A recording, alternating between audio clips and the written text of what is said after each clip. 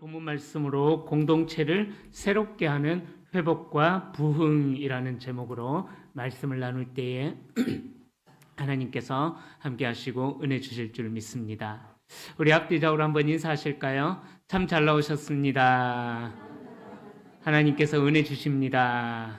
오늘 우리 저 뒤에 다음 세대들이, 주영아 잠시 기다려라. 우리 다음 세대들이 있는데요. 이쪽에 주성이도 있고 우리의 자녀 세대들에게 한번 축복하십시다. 기도의 자리에서 보니 너무 이쁘다.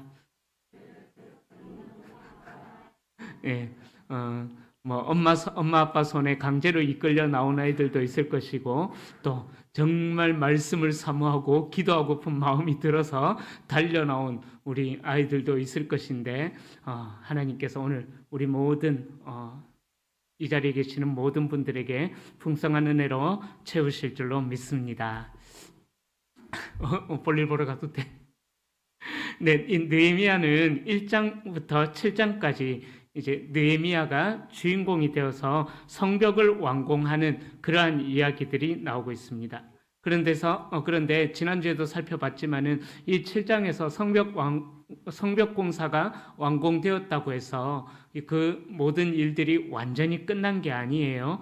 대적들의 방해는 계속되고 있다라는 것을 지난 시간에 살펴보았습니다. 그래서 느헤미야가 어떻게 했냐 하면은 깨어 있어서 계속 경계하면서 성벽을 지키는 장면이 지난주 금요일 시간에 우리가 살펴보았습니다. 자, 성벽 공사가 마무리됨으로 인해서 이제 느헤미야가 할 일이 모든 것이 끝난 것 같았지만은 그러나 아직 끝난 게 아니라는 거예요. 유대인들이 성을 쌓고 성전을 건축했지만 그것이 끝이 아님을 알고 있었습니다. 즉 외적인 조건만 갖춘다고 해서 내적인 부흥, 무너졌던 유대 공동체가 회복이 되는 것이 아니라는 것을 느헤미야는 알고 있었던 것입니다. 그러기에 느헤미야는 계속해서 백성들과 함께 깨어 있었던 것입니다. 느헤미야가 성벽 공사를 완공하고 나서 소망했던 것이 무엇이었을까요? 70여 년 넘게 버려져 있었던 그 땅에 1차 기환자들이 와서 성전을 건축합니다. 그리고 70여 년이 더 지나서 약 150여 년 가까이 흘러서 140년이 넘게 시간이 흐르고 난 다음에 3차 기환자들이 왔을 때에 느헤미야와 함께 돌아와서 성벽을 재건합니다.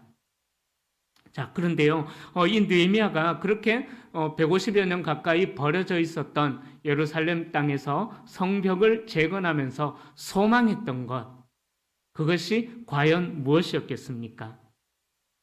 그저 이방 땅에서 포로로 잡혀간 그 땅에서 처량하게 살다가 이제 고레스 왕의 칙령으로 인하여서 자유를 얻게 되어서 돌아왔기에 그저 내 고향 땅으로 돌아간다, 단순한 그 소망만 있었을까요? 저는 아니라고 생각합니다. 느헤미야가 소망했던 것은 성벽 공사의 완공이 유다 공동체의 부흥의 새로운 출발점이 되기를 소망했다라고 저는 생각을 합니다. 그래서 느헤미야 7장까지는 느헤미야가 주인공이고 이제 8장에서는 누가 등장하느냐? 에스라가 그래서 등장하는 거예요. 근데 우리가 지난주에 7장 5절까지 봤어요. 그죠? 그런데 7장 5절까지 보고 이 족보, 계보는 좀 건너뛰었습니다. 제가 계보는 다루지 않았는데 간략하게 이 7장에 나오는 6절부터 73절까지 나오는 이 계보가 어떤 의미가 있는지 말씀을 드리자면요. 바로 포로지에서 귀환한 자들의 명단입니다. 6절부터 나오는 이 명단은 그들이 하나님의 백성의 공동체라는 정체성의 뿌리를 잃지 않았다라는 것을 이 계보를 통하여서 우리에게 보여주고 있는 것이죠. 하나님의 신실한 섭리로 인하여서 유다 백성들, 이스라엘 백성들의 정체성을 잃어버리지 않고 그들이 그 정체성을 회복하기 위해서 고향 땅으로 돌아오게 되었다라는 것입니다. 살아계신 하나님께서 이 계보를 통해서 알 수 있는 것은 살아계신 하나님께서 인간들의 역사에 직접 개입하셔서 인간들의 역사를 친히 다스리고 있다라는 것을 보여주기 위하여서 하나님께서는 이 족보와 같은 계보를 하나하나 한 명 한 명 기록하게 하셨다라는 거예요. 불순종한 유대인들은 다 죽었지만은 하나님은 약속하신 대로 하나님의 나라를 위하여서 선택하신 유대인들 그루터기와 같이 남겨두셔서 그들을 통하여서 또 8장에서부터 새로운 영적인 부흥을 이뤄 나가게 하신다라는 것을 이 7장의 계보가 의미하고 있는 바입니다. 또한 이 계보를 통해서 우리가 깨달아야 할 사실은 우리들도 똑같다라는 거예요.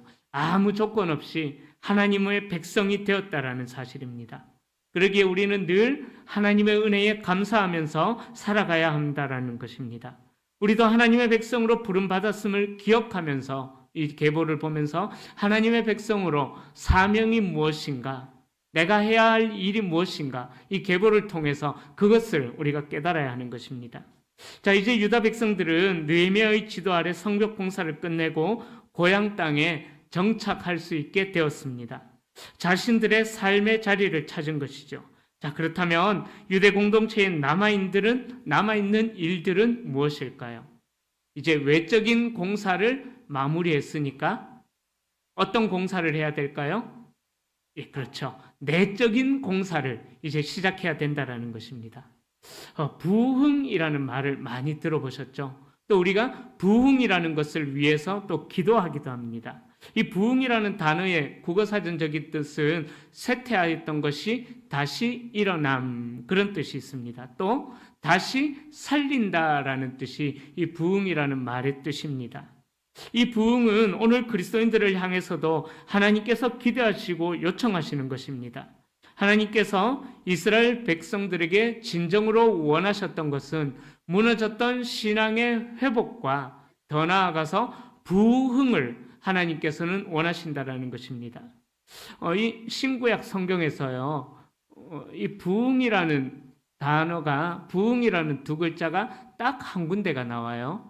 그 글자가 어디에 나오냐면은 하박국서에 나오거든요. 3장 2절에 여호와여, 내가 주께 대한 소문을 듣고 놀랐나이다. 여호와여, 주는 주의 일을 이 수년 내에 부흥하게 하옵소서.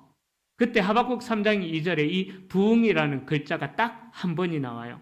근데 이 3장 2절에서 사용된 부흥이라는 우리말의 히브리어는요, 바로 카야라는 그런 단어를 씁니다. 자, 그런데 이 하야라는 단어는요, 어디서 또 사용이 되어졌냐 하면은 열왕기상 17장에 가면요, 엘리야가 죽은 과부의 아들을 살릴 때, 사르밧 과부 들어보셨죠? 그 사르밧 과부의 아들을 살릴 때 사용했던 단어가 바로 이 하야라는 이 단어입니다.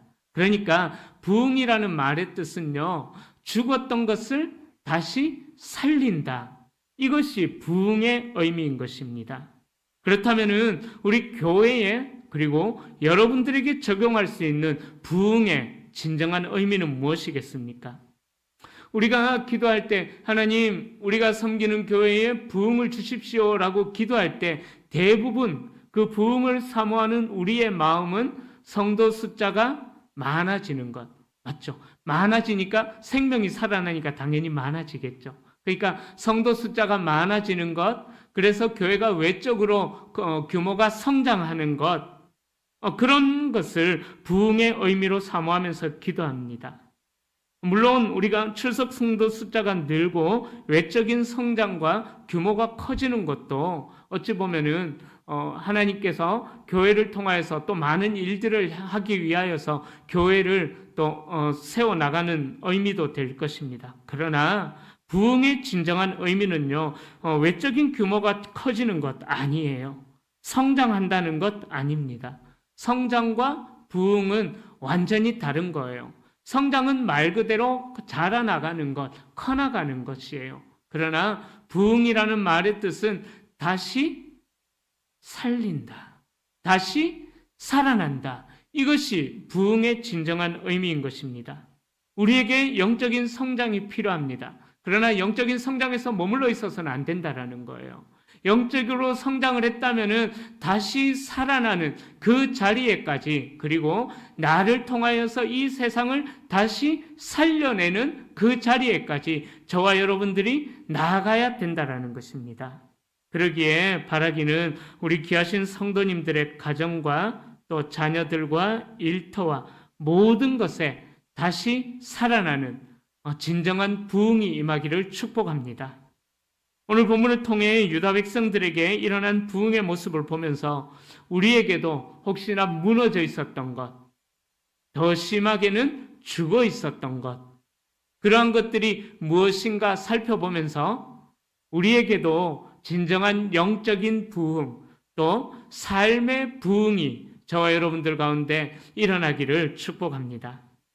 유다 백성들의 부흥은 어떻게 시작이 되어졌습니까? 바로 성벽 공사를 마무리하고 나서 이제 시작이 되어지는데, 오늘 본문에 보면은요, 첫 번째로요, 유다 백성들의 부흥은 말씀을 듣기를 사모하는 마음으로부터, 그 말씀을 간절히 사모하는 마음을 소유하는 것으로부터 유다 백성들의 부흥이 시작이 되어졌다라는 거예요. 여러분, 제가 부흥이라는 말을 자주 쓸 건데요, 머릿속에 기억하고 계셔야 됩니다. 부흥은 죽었던 것이 다시 살아나는 게 부흥이라고 말씀드렸어요. 이 사실을 기억하고, 이 말을 기억하고 여러분들이 말씀을 함께 읽어나갔으면 좋겠습니다.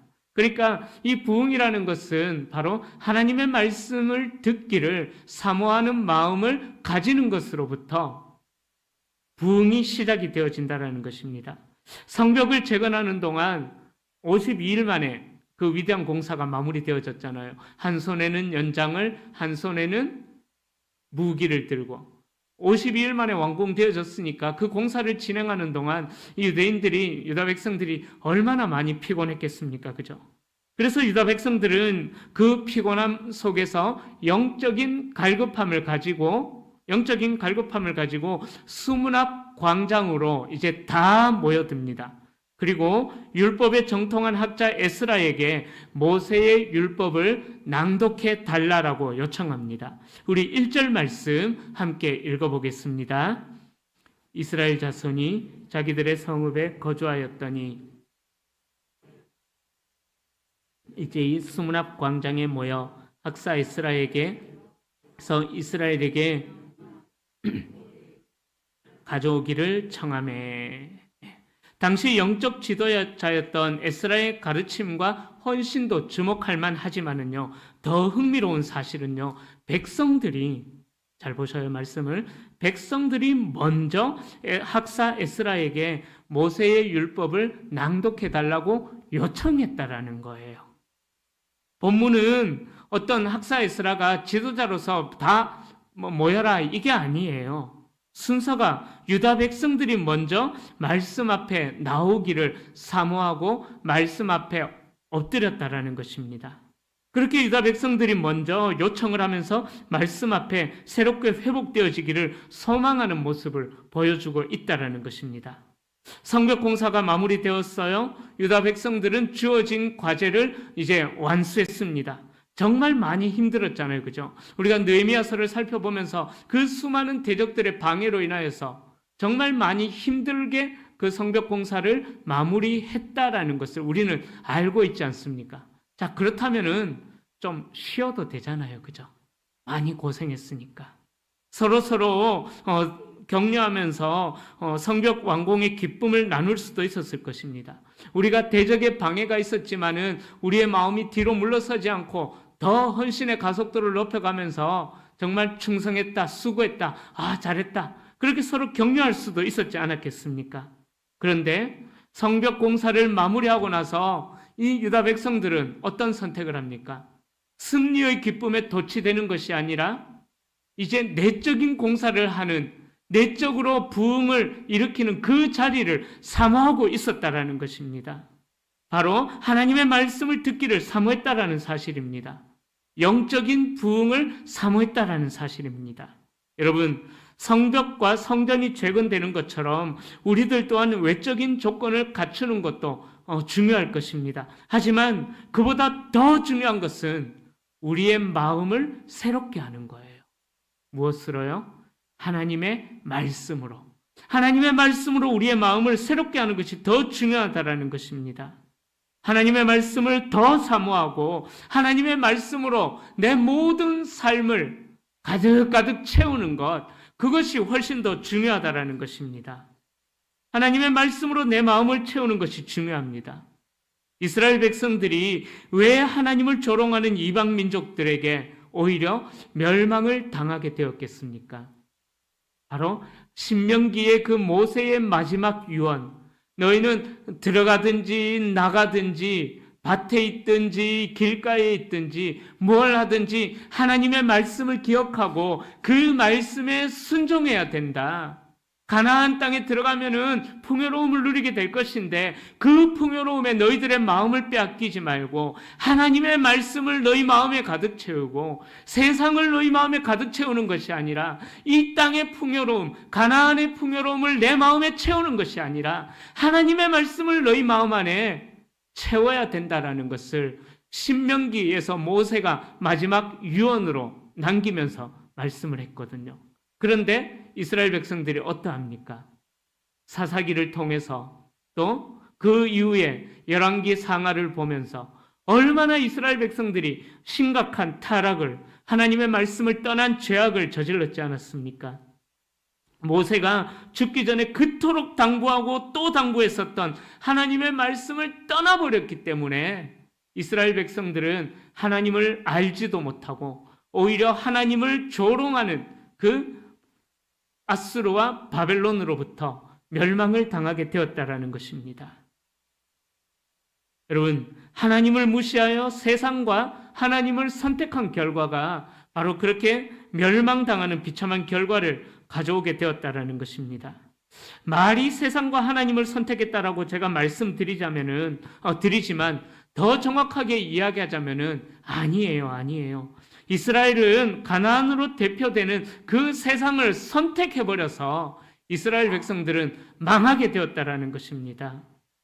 하나님의 말씀대로 살지 않아서 세상의 수치를 당하고 멸망당한 거예요. 여러분, 우리는 두 가지를 선택할 수가 없어요. 두 가지를 선택할 수가 없어요. 하나님이냐, 세상이냐. 하나님도 좋고 세상도 좋다. 그래서 나는 두 가지를 다 살 거다라고 이야기했지만 은밀히 그 사람의 속마음, 본질을 따져보면은요, 정말 그럴까요? 정말 그럴까요? 그 마음 속에 하나님을 선택하는 마음이 있을까요? 세상을 조금이라도 선택하는 마음이 있다면은요, 저는 하나님이 그 마음 속에 과연 있을까? 솔직하게 의심이 됩니다. 바로 이스라엘 백성들이 그러했다라는 것입니다. 하나님께서는 이들의 죄악들을 끝내기 위하여서 완전히 끝장을 내버리셨다라는 거예요. 이 말씀을 이해하셨으면 좋겠습니다. 하나님께서는요, 이스라엘 백성들의 죄악을 끝내기 위하여서, 세상을 선택하는 죄악을 끝내기 위하여서 이스라엘 백성들을 완전히 끝장 내버리셨다라는 것입니다. 여러분, 하나님의 말씀을 선택하지 않으면은 우리가 끝장날 수가 있다라는 사실을 기억해야만 합니다. 여러분, 우리는 어떻습니까? 과연 우리 속에 하나님이 살아계시고 여러분들 가정과 일터와 또 여러분들의 마음 속에 하나님의 말씀이 살아 있습니까? 저는 여러분들을 솔직하게 모릅니다. 그러나 여러분들께서는 스스로 잘 아실 것입니다. 과연 내게 하나님의 말씀이 살아 역사하고 있는가? 정말 심령과 골수를 쪼개기까지 하는 그 예리한 하나님의 말씀이 내 삶을 관통해서 이 하나님의 말씀이 내 삶을 정말 이끌고 나가고 있는가? 저는 모르지만 여러분들은 잘 아실 것입니다. 내 안에 얼마나 하나님의 말씀에 대한 갈급함이 있는지, 또 얼마나 말씀을 살아내고 싶어 하는지 여러분들 스스로는 잘 아실 것입니다. 여러분, 이스라엘 백성들이 망하게 된 이유를 꼭 기억하셔야 합니다. 하나님의 말씀을 무시하고 하나님을 떠나버렸기 때문에 이스라엘 백성들은 망하게 되었다라는 것입니다. 이스라엘 백성들은 그래서 하나님의 은혜로 이 사실을 깨닫고 다시 말씀으로 회복되어지기를 소망했기 때문에 에스라에게 1절의 요청을 했었던 것입니다. 그런데 이들이 얼마나 하나님의 말씀을 사모했는지 한번 보십시오. 3절에 보면은요, 새벽부터 정오까지 말씀 앞에 귀를 기울였다라고 이야기합니다. 새벽부터 정오까지 시간적으로 굳이 따지자면 한 몇 시간 정도 될까요? 최소 6시간 이상은 되겠죠. 그죠? 우리 교회 같으면은 새벽 5시 반에 새벽 기도를 시작하니까 5시 반부터 12시까지 최소한 7시간은 넘을 거예요. 그죠? 새벽부터 정오까지 하나님의 말씀 앞에 그냥 있는 것이 아니라 에스라가 말씀을 펼쳐드니까는 이들이 어떻게 있었어요? 서 있었대요. 말씀을 들으려고. 이 긴 시간 동안. 우리 교회에서도 한번 해볼까요? 어느 날 하루를 정해가지고 다 오십시오. 그날은 새벽부터 정오까지 하나님의 말씀을 제가 서서 7시간 동안 읽겠습니다. 여러분들도 다 일어서서 하나님의 말씀을 들으십시오. 라는 일들을 제가 한다면은 가능할까요? 12시쯤 되었을 때 그 자리에 끝까지 남아있는 분들이 얼마나 될지 모르겠습니다. 여러분, 30분에서 40분 말씀이 보통 제가 그 정도로 선포해요. 주일 오전, 오후, 또 수요일, 금요 기도회 그 정도 이제 말씀을 선포하는데 솔직하게요. 그 시간도 우리의 육체의 연약함 때문에 좀 힘들기도 하잖아요. 그죠? 예배 시간 1시간을 견디기가 힘들어 하시는 분들이 솔직하게 있으시지 않습니까? 제가 뭐 꼭 어떤 피드백을 받아서 하는 이야기가 아니라 우리의 실제가 어찌 보면은 현실이 좀 그렇다라는 것입니다. 제가 어떤 한 교회 목사님의 말씀을 신학생 때 유튜브로 또 교회 홈페이지로 자주 들었던 적이 있습니다.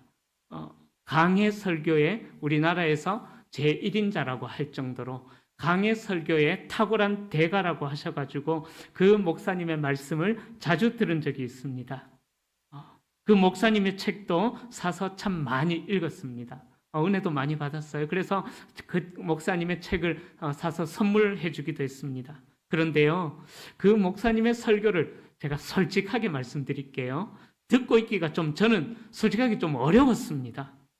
설교를 듣는 시간이 솔직하게 무슨 말씀을 하시는지 잘 모르겠더라고요. 책을 보면 은혜가 되는데 설교를 듣고 있으면 솔직하게 잘 무슨 말씀 하시는지 잘 모르겠어요. 누구라고 이야기는 안 하겠습니다.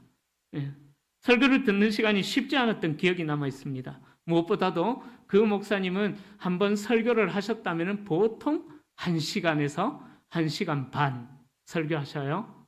좀 길면은 2시간 설교하셔요. 끄덕끄덕 하시는 분들도 계시는데 이 정도 이야기하면은 누군지 아시는 분도 있을 거예요. 가까운 교회입니다. 저는 목사님도 정말 존경스러워요. 2시간이나 말씀을 서서 선포하신다라는 것. 근데 저는 더 존경스러운 게 그 어려운 말씀을 2시간이나 듣고 그 자리에 떠나지 않고 앉아 계시는 성도님들이 저는 목사님보다 솔직하게 더 존경스러웠습니다. 목사님 저도요, 솔직하게 목사님의 말씀이 솔직하게 좀 어려웠어요. 잘 모르겠더라고요. 그런데 저는 그 교회가 부러운 게 말씀 앞에 앉아 계신 분들이 그렇게 많으니까 하나님께서 그 교회를 정말 축복하시고 사용하시는 것이 아닐까, 말씀을 준비하면서 그런 생각들이 좀 들었습니다. 여러분, 이스라엘 백성들이 처한 상황은 아주 독특했습니다. 처음에 말씀드렸던 것처럼 약 140여 년 가까이 버려져 있던 그 땅에 돌아와가지고 성벽을 재건합니다. 52일 만에. 이 완공의 현장을 보면서 얼마나 감격이 넘쳤겠습니까?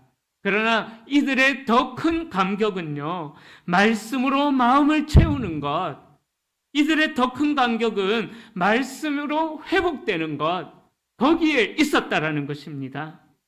이들에게 더 큰 감격은요, 어떤 외적인 조건이 갖춰지는 것, 물론 눈물 날 정도로 감격스러운 일이에요. 하지만 이들은 어디에다가 감격을 두었느냐? 말씀의 회복이 되는 것에 감격을 두고 있었다라는 것입니다. 이들이 영적으로 회복되고 여호와 신앙 공동체로서의 정체성을 찾기 위해서 말씀 앞에 6시간 넘도록 서 있었다라는 것, 이것이 이들에게는 감격이 되었다라는 거예요. 사랑하는 성도님들, 그렇다면은 정말 부흥이 무엇입니까? 부흥.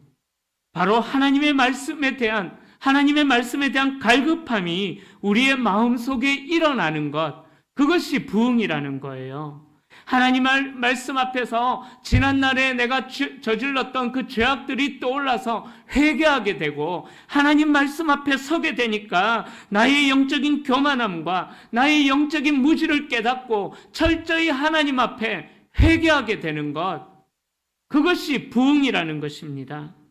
여러분, 그러기에 이 말씀이라는 진실 앞에 서 있으면은요, 나의 연약함들이 보여질 수밖에 없어요. 그러나 흰 것은 종이요 까만 것은 글자니 그저 형식적으로 태초에 하나님이 천재, 나 성경 몇 독 했네, 100독 했네. 100독 1000독 하면은 뭐합니까? 그 말씀이 삶의 변화가 일어나지 않는데요. 그죠? 말씀을 몇 독 했느냐, 그게 중요한 게 아니에요. 내가 얼마나 목마른 사슴처럼 하나님의 말씀에 목이 말라서 헐떡이고 있느냐, 그것이 더 중요한 것입니다. 나의 말씀을 통해서 깨닫게 된 나의 연약한 모습들, 나의 죄악들을 회개하게 되는 것, 그것이 바로 부흥의 시작이라는 거예요. 그러기에 그리스도인들은 하나님의 말씀과 절대로 분리될 수 없는 존재임을 기억해야 합니다. 여러분, 평생 하나님의 말씀을 가까이 하십시오. 제가 어릴 때만 해도 그런 말이 있었습니다. 조금이라도 성경을 더 가까이 하기 위하여서 매3주5 그런 말이 있었어요. 매일 3장, 주일에는 5장. 예. 말씀을 가까이 하려는 우리의 어떤 인간적인 노력들이죠. 저는 그런 노력들이 아주 귀하다고 저는 생각을 합니다. 습관이 되는 거예요. 습관. 여러분, 우리가 성숙하고 교회가 개혁해 나가고 성장하기 위해서는 하나님의 말씀 앞에 귀를 기울이고 말씀을 묵상하는 시간이 반드시 있어야 합니다. 시편 119편 131절의 말씀처럼 내가 주의 계명을 사모함으로 내가 입을 열고 헐떡였나이다. 여러분, 그런 경험 있으십니까? 그 사모함. 하나님의 말씀이 너무 그리워서 내가 막 헐떡이는 거예요. 헐떡이는 거예요. 말씀이 너무 그리운 거예요. 하나님의 말씀에 대한 타는 목마름, 하나님의 말씀을 알고 싶고 배우고 싶어하는 타는 목마름, 간절함, 진리의 말씀에 지배를 당하고 싶어하는 거룩한 열망이 있다면은 그 성도를 통하여서 하나님께서는 반드시 부흥을 이뤄 가실 줄로 믿습니다. 하나님의 말씀을 타는 목마름으로 헐떡이는 자들에게는 하나님께서 반드시 부흥을 경험하게 하실 줄로 믿습니다. 부흥의 의미 기억하셔야 돼요. 살아나는 거예요. 하나님의 말씀에 헐떡이는 저와 여러분들은 반드시 살아나게 될 줄로 믿습니다. 여러분, 교회에서 지도자들의 리더십도, 이 에스라와 느헤미야와 같은 리더십도 굉장히 중요합니다. 하지만 그에 못지않게 중요한 것은 성도님들이 얼마나 하나님의 말씀 앞에 엎드리고 얼마나 하나님의 말씀을 가까이 하고 얼마나 말씀을 내 삶 속에서 살아내고 실천해내고, 그것이 더 중요하다는 것입니다. 여러분, 성도님들이 먼저 말씀 듣기를 사모하는 공동체에는 희망이 있습니다. 말씀을 듣기를 사모하는 공동체에는 희망이 있습니다. 그러기에 가정마다 또 말씀의 소리가 끊어지지 않는 가정은 희망이 있는 줄로 믿습니다. 자녀들과 함께 말씀을 읽으십시오. 자녀들과 함께 말씀을 펴 드십시오. 자녀들에게 하나님의 말씀을 들려주십시오. 자녀들이 다 커도 괜찮습니다. 자녀들이 멀리 산다면은 한 달에 한 번씩은 와라 해가지고 우리 같이 하나님의 말씀을 한번 읽자. 우리 가정을 말씀으로 한번 세워보자. 멀리 떨어져 있는 자녀들 인사하러 오실 때, 부모님들에게 인사하러 올 때 그저 교제만 나누지 마시고요. 오시면은 말씀을 먼저 한번 펴들어 보십시오. 그 가정은 반드시 회복되고 살아날 줄로 믿습니다. 여러분들 취미가 무엇입니까? 여러분들의 취미가 과연 무엇입니까? 이런 취미 한번 가져보시지 않겠습니까? 말씀 읽기, 말씀 듣기, 말씀 공부하기, 말씀 묵상하기. 아멘은 하나도. 서로 간에 말씀 나누기. 또 뭐 이런 종류의 취미가 뭐가 있을까요? 어쩌든 동간에 말씀과 관련된 취미를 좀 가져보는 거예요. 제가 지난 주일날 말씀드렸죠. 우리 자녀들 성경 과외도 좀 시키십시오. 우리 교역자들 돈 안 받고 과외시켜 드릴 수 있습니다. 목사님, 전도사님, 우리 애들 말씀 좀 가르쳐 주세요. 두드려 패서라도 말씀 앞에 좀 앉혀보십시오. 그 가정은 놀랍게 회복되어질 줄로 믿습니다. 두 번째로요, 말씀에 아멘으로 응답하는 반응이 있어야 합니다. 우리 6절 말씀 함께 또 읽어보겠습니다. 에스라가 위대하신 하나님 여호와를 송축하며 모든 백성이 손을 들고 여호와께 경배하니라. 아멘. 자, 유다 백성이 말씀을 들었던 모습을 보면서 우리는 우리의 예배와 삶 가운데서 하나님의 말씀에 어떻게 반응하고 응답해야 하는지 알 수가 있습니다. 이 아멘이라는 말의 뜻은 경상도 말로 이야기하자면은 맞습니다. 그런 뜻이죠. 그죠? 또 그러기를 간절히 원합니다. 그렇게 이루어지기를 바랍니다. 그것이 아멘이라는 말의 뜻입니다. 즉 하나님께서 원하시는 모습은 우리가 말씀을 사모하는 자리에서 그치는 거 아니에요.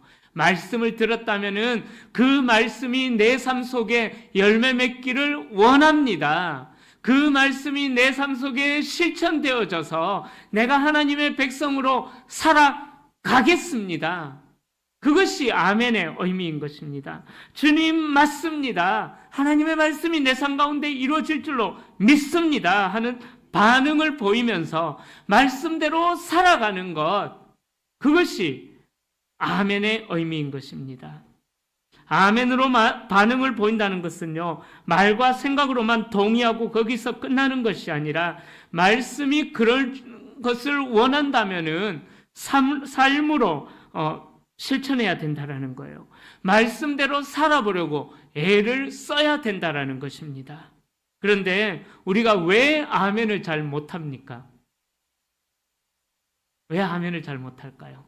말씀대로 살기 싫거든요. 그죠? 싫거든.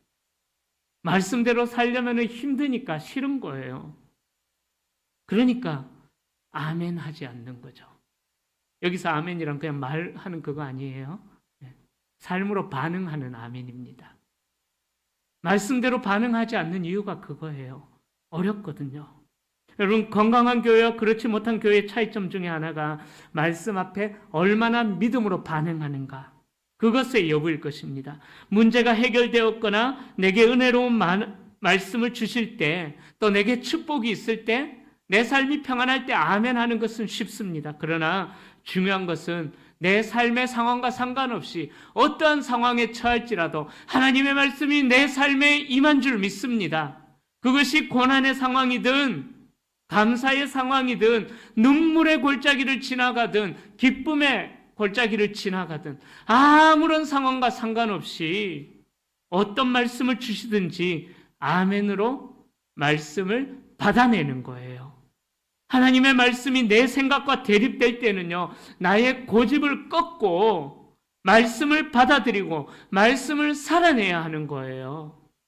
여러분, 그러기에 말씀을 듣고 나서 귀가하실 때 절대로 부정적인 이야기 하지 마십시오.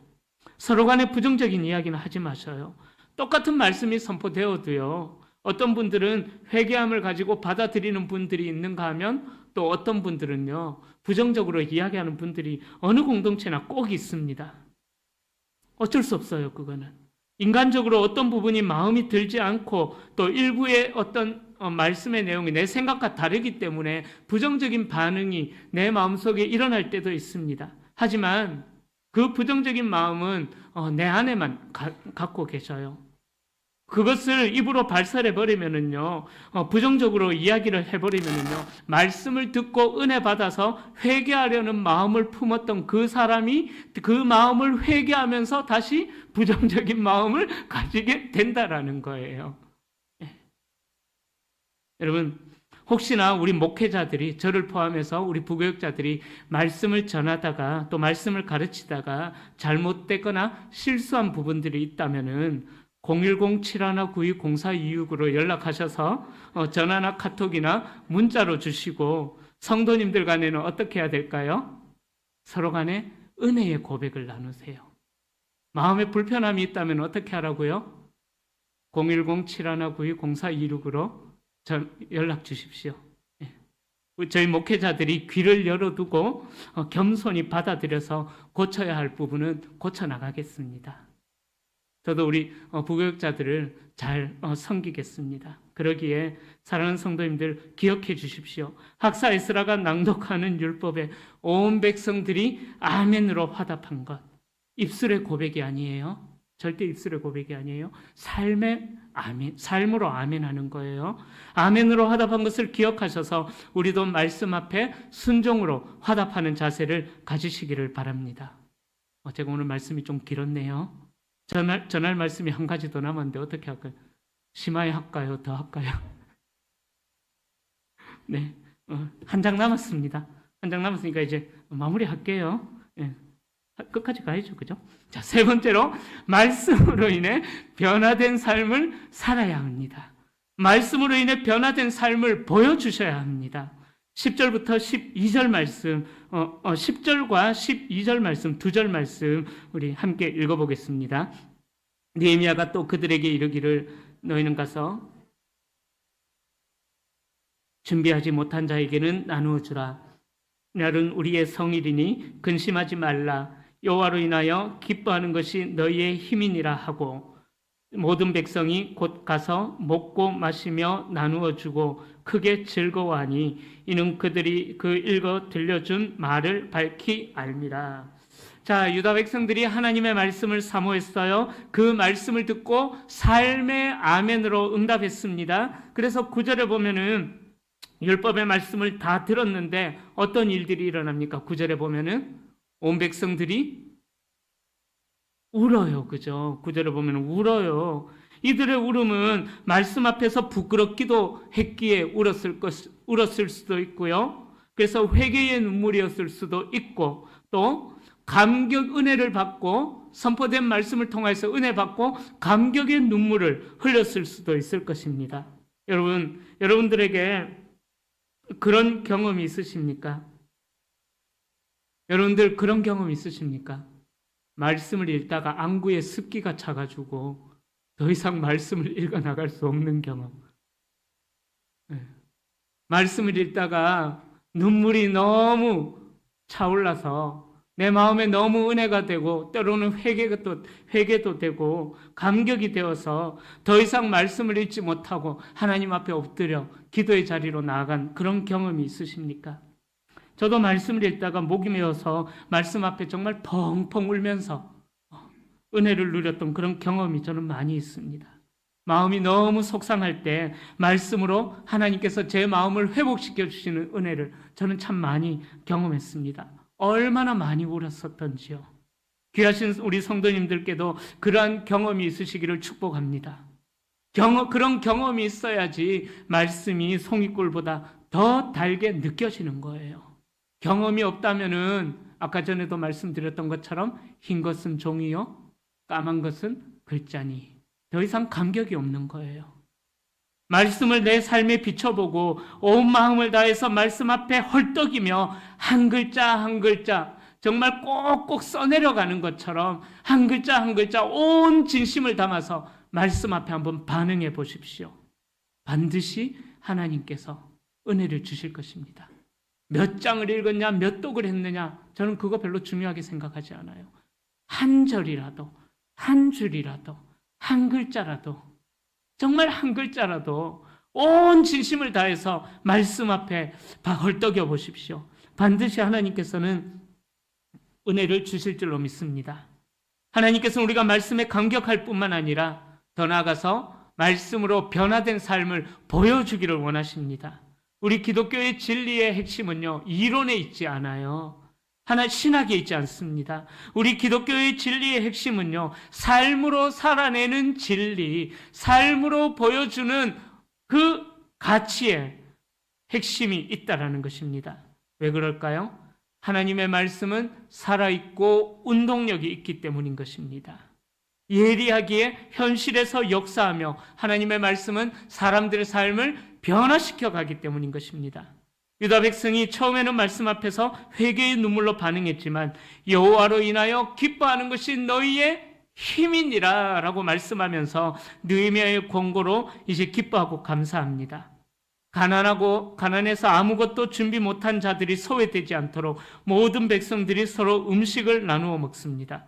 그렇게 유다 백성은 말씀을 통해 은혜를 누리고 감격을 누리고 하나님 앞에서 함께 기뻐하고 즐거워하면서 이웃과 회복되어지는 그런 모습을 보여주고 있습니다.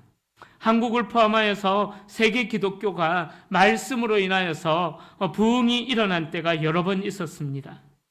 중세 기독교의 성자로 일컬어지는 어거스틴 이름 한 번쯤은 들어보셨죠? 이 어거스틴이 이제 기독교에 대한 소망을 잃고 그래서 기독교를 반대하고 방탕한 삶이 계속되던 중에 하나님 앞에 엎드려 자신의 죄에 대해 눈물을 흘리며 참회하는 경험을 했던 적이 있습니다.